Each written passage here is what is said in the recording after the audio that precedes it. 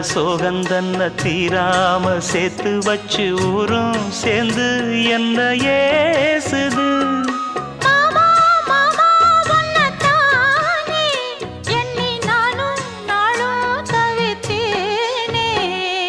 கூண்டுக்குள்ள என்ன வச்சு கூடி நின்ன ஊற விட்டு கூண்டுக்குள்ள போனதென்ன கோலக்கிளியே.